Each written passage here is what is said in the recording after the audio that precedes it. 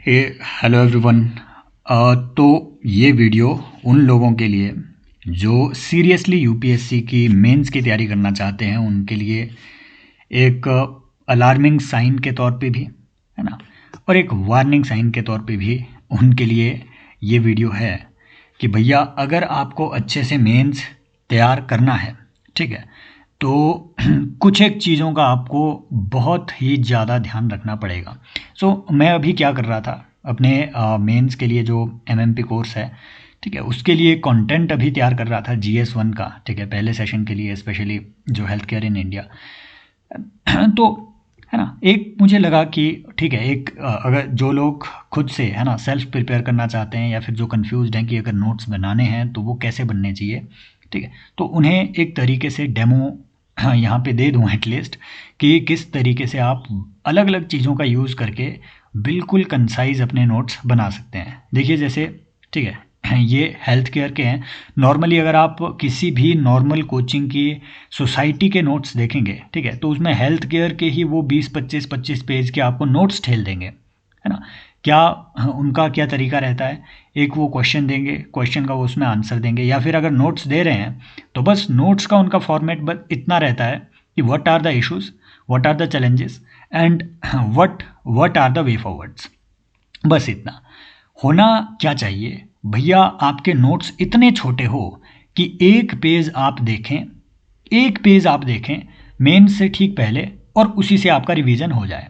For example ये जो मैंने यहाँ पे कंटेंट इसके लिए तैयार किया है, ठीक है, इसमें जो फर्स्ट पेज है, फर्स्ट पेज इसमें पूरा एनरिच्ड कंटेंट का समरी है और कुछ यूनिक चीज़ें इसमें ऐड की गई है। फॉर एग्जांपल आप सबसे पहले सारे PYQs जो इस टॉपिक से आए हुए हैं उनको देख करके एक आइडिया लगा सकते हैं कि कौन कौन से टॉपिक से क्वेश्चन यूपीएससी पूछ रहा है और किस तरीके से पूछ रहा है, और है ना इसका ट्रेंड क्या है, कितने कितने साल बाद इस टॉपिक से किस तरीके से क्वेश्चन बने हुए हैं। फिर देखिए कुछ चीज़ें, फॉर एग्जांपल ये आपको कहीं ट्रेडिशनल नोट्स में नहीं मिलेगी इस तरीके की चीज़ें, है ना।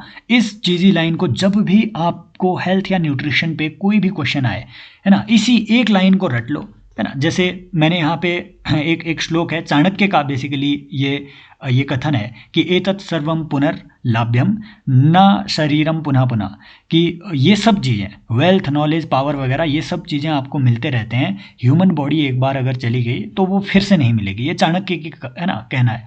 तो ये आप कहीं पे भी इंट्रो या कंक्लूजन में लिख सकते हैं, ये होता है एनरिच्ड कंटेंट। फिर देखिए एक ही जगह पे आपको जनरल कीवर्ड्स कि हेल्थ सिक्योरिटी पैराडॉक्स, है ना, एपिडेमियोलॉजिकल ट्रांजिशन, अगर आपको ये सब चीज़ें पता ही नहीं है, हो सकता है कल को वो आपसे सवाल पूछ ले कि इंडिया की एपिडेमियोलॉजिकल जो ट्रांजिशन है उस पर कमेंट कीजिए या किसी तरीके से, है ना, demographic dividend versus health deficit, preventive promotive paradigm etcetera, इस तरीके के कीवर्ड्स, है ना, one health approach, health equity lens etcetera. बस मेन से एक दिन पहले देखो और वहाँ पे है ना ट्रिपल बर्डन ऑफ डिजीज, है ना, इस पे आप फ्लो चार्ट वगैरह आपने बना सकते हैं। इस तरीके के कीवर्ड आपके पास सबसे पहले, है ना, फर्स्ट पेज पे किसी भी नोट्स के होने चाहिए। फिर देखिए एक ही जगह पे जो भी आपने नॉर्मली क्या लिखते हैं, वे फॉरवर्ड आप बहुत सिंपल से लिख सकते हैं कि ये लाओ वो लाओ, हॉस्पिटल में ये डालो वो डालो, है ना, इतनी मशीनरी आनी चाहिए, इन्वेस्टमेंट बढ़ाओ, नहीं। सबसे पहले है ना केस स्टडीज, दुनिया की केस स्टडी कि रवांडा में भाई इन्होंने कम्युनिटी बेस्ड हेल्थ इंश्योरेंस जो स्कीम है ना, जो म्यूचुअली दी सेंते इनकी स्कीम है, इन्होंने क्या वहाँ पे किया, है ना। ब्राज़ील में फैमिली हेल्थ स्ट्रेटजी, इनका क्या रोल रहा है। यूके का नेशनल हेल्थ सर्विसेज, ये किस तरीके से अपना रोल प्ले करते हैं इसमें, ठीक है। Estonia digital health record, Rwanda, India के एग्जाम्पल, है ना। तो सबसे पहले ये फर्स्ट पेज पे ही है, एक पेज देख के आप जो है पूरा रिवीजन कर सकते हैं। ये की फैक्ट्स हो गए, मतलब एक पेज का प्रिंट आउट आप लो इन्हीं चीज़ों को। फिर देखिए इसी में ही कमेटी कि भोरे कमेटी ने आपके नेशनल हेल्थ इंफॉर्मेशन सिस्टम, है ना, universal health coverage, cadre community health workers, cadre of community health workers, creation of medical health education commission etc, called for health man power information system। तो मान लीजिए digital health पे भी अगर सवाल आए तो इन्हीं सब कमेटियों का 2-3 कमेटियां पढ़ लो, है ना। फर्स्ट पेज में ही ये सब चीज़ें, फर्स्ट पेज में ही आपको ये सब चीज़ें यहाँ पे मिलेगी। ये है एनरिच्ड कंटेंट। एनालिसिस वाला पार्ट देखिए, एनालिसिस वाला पार्ट आप इससे है ना थोड़ा आगे चीज़ें कर सकते हैं, और डायमेंशंस पे भी थोड़ा अपना फोकस रखिए कि सिर्फ ये नहीं देखना है कि हेल्थ केयर के इंडिया के चैलेंजेस क्या है, ये 10 चैलेंजेस हो गए। सिर्फ ये नहीं देखना है कि डिजिटल हेल्थ केयर के की इश्यूज़ क्या है इंडिया में, है ना, क्योंकि सॉल्यूशन तो एक ही जगह आपके ऊपर हो गए, ये कमेटियां पढ़ो, सॉल्यूशन ये हर जगह आपके अप्लाई होंगे, ठीक है, ओवरलैपिंग सॉल्यूशन है, कुछ यूनिक पर्सपेक्टिव्स। अब वो चीज़ें आपसे कुछ ऐसी पूछ रहा है भाई साहब, वो आपसे पूछेगा कि अर्बनाइजेशन का हेल्थ केयर पे क्या इम्पैक्ट पड़ा है ना, वो आपसे पूछेगा कि ग्लोबलाइजेशन का इंडिया के हेल्थ केयर पे क्या इफेक्ट पड़ा है। तो आपको ये सब चीज़ें कुछ पता होनी चाहिए, है ना, ये सब चीज़ें आपको पता होनी चाहिए, पॉजिटिव इम्पैक्ट क्या है, नेगेटिव इम्पैक्ट क्या है, थोड़े, है ना, थोड़े कैची फ्रेजेस आपको पता होने चाहिए। वे अहेड क्या होगा, ऊपर की जो कमिटीज जो आपने एक बार पढ़ रखी है पहले पेज में, वो सब चीज़ें, जैसे न्यूट्रिशन क्राइसिस, इसी में आपको लिंक करना है ना, हेल्थ और न्यूट्रिशन दो अलग अलग चीज़ें नहीं है, दो क्लासेस लेते हैं वो लोग इसी चीज़ के लिए नहीं, यहाँ पे आपको 6-7 पेजेस में पूरा आपका हेल्थ और न्यूट्रिशन एक जगह।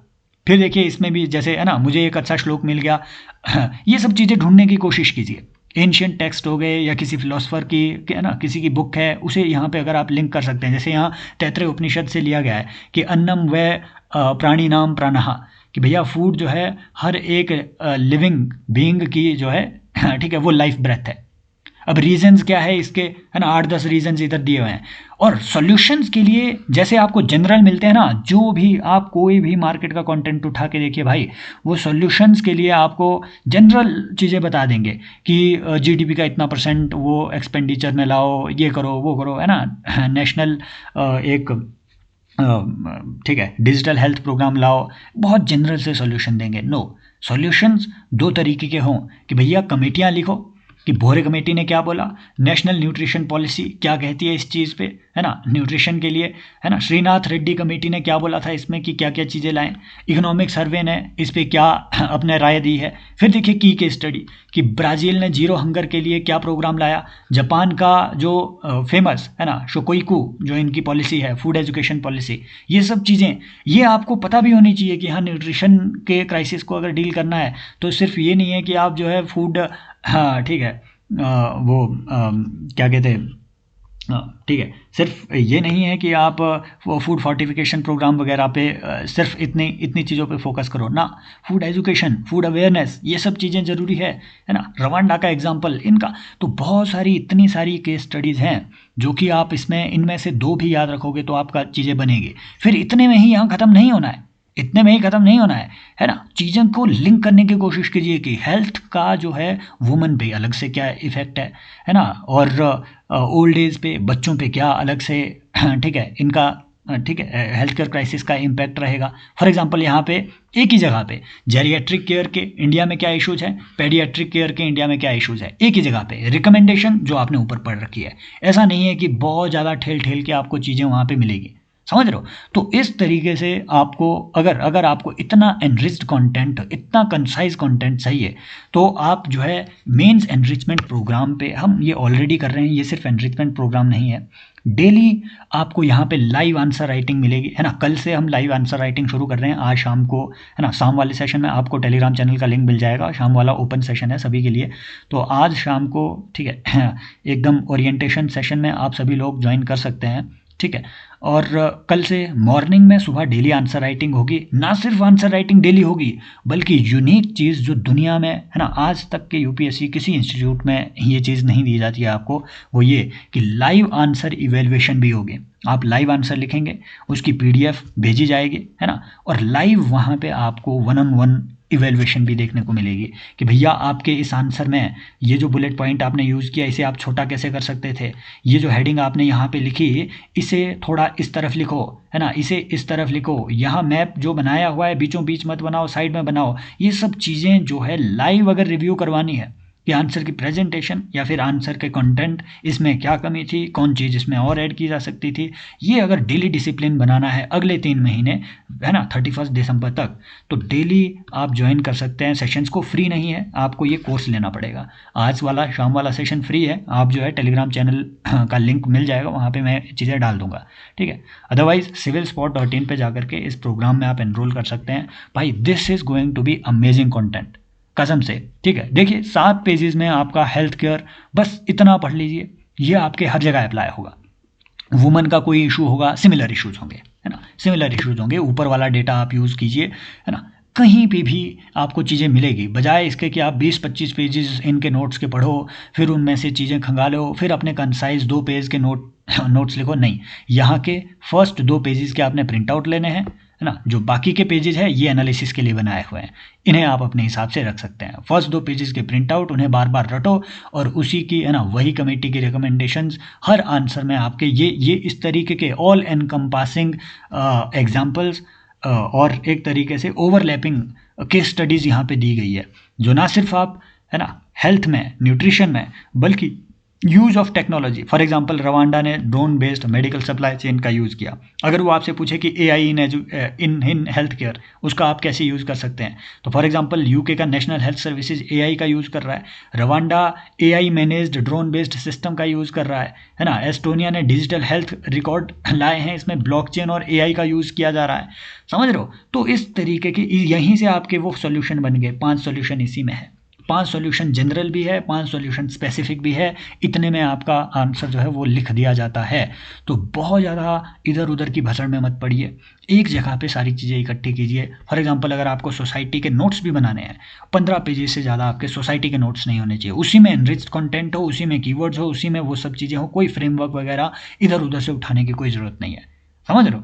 सो if you want to join this amazing course, definitely consider joining this. इसमें आपको कोई डिस्काउंट नहीं मिलेगा, इसमें कोई डिस्काउंट नहीं मिलेगा भाई, क्योंकि अगले 3 महीने की मेरी इसमें एसोसिएशन है, ठीक है। तो हाँ, मुझे अगर इसमें अगले 3 महीने तक एनर्जी लगानी है तो definitely it has to be rewarding. और भाई आप जो टेस्ट सीरीज़ में वैसे ही 15-20 हज़ार रुपये हर कहीं पे पैसा फूंक रहे हैं, अगर अच्छी क्वालिटी के किसी चीज़ में आप, है ना, थोड़ा बहुत पैसा लगाते भी हैं, इन्वेस्टमेंट लगाते भी हैं, what I can promise you is कि भैया यहाँ पे की गई आपकी इस प्लेटफॉर्म पे civilspot.in पे की गई आपकी investment in terms of time, in terms of money, you will never regret doing that investment in your life.